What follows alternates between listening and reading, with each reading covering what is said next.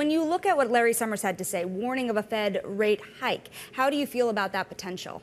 No, I don't think so. I mean, the Fed, as we know, has a strategy of high for long, or high for longer, or high for very long, one of those, right? And we are in that process. Let's remember, they hiked rates last July.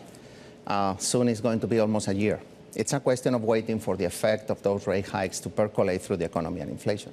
How do you think about those lagged effects? How do you see those playing out? So the lags are there. You know, it's a sequence, right?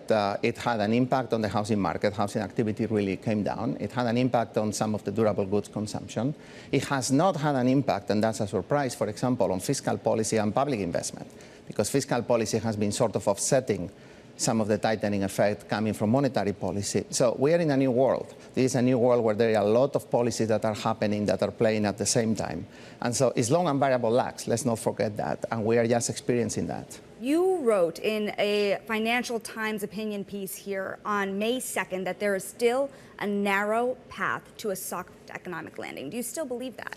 That was almost a year ago. It was after the SVB crisis and all that. And yes, I mean, I subscribe to that. We were one of the few places where we didn't call for a recession last year.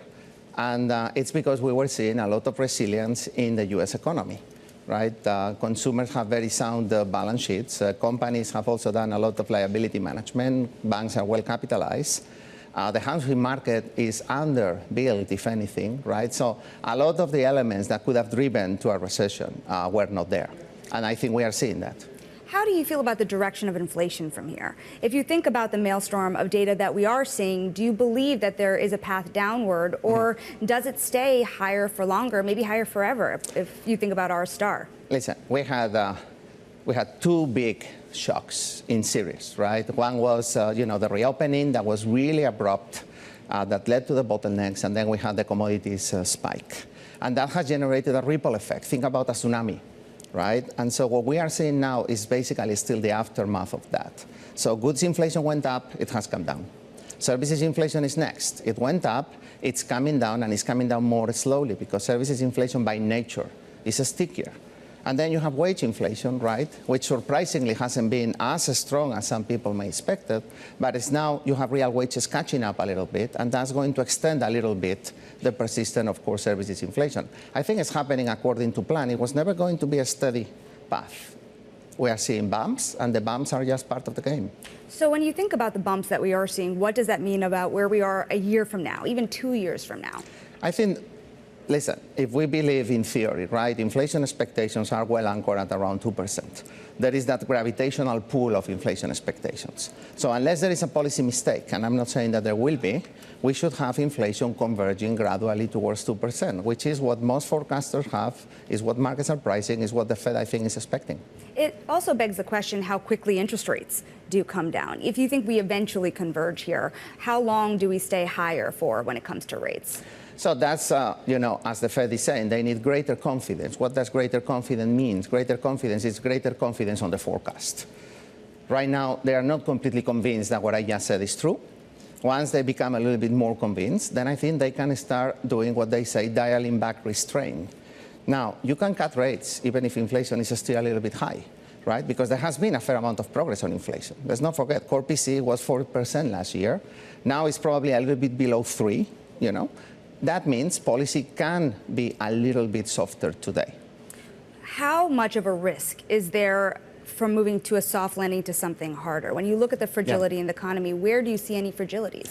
So I think the fragility is in the labor market, right? The labor market is a little bit misleading right now. So we are getting very strong non-farm payrolls growth, a lot of that coming from foreign workers, right, from immigration. But when you look at the details, the hiring rate has come down.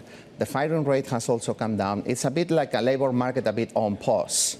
And why is that? Because companies a couple of years ago were scared they were not going to find workers. So they went and they hired any worker they could find.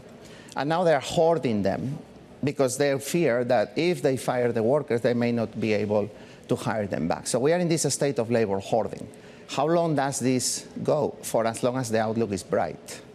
So if policy is too tight for too long, we run the risk that the labor market cracks, and then you have a sharp increase in the unemployment rate.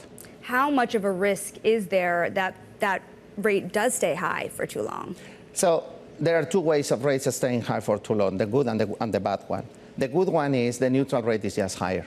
And so we have higher rates for a good reason, for the right reason. The other one is the policy mistake.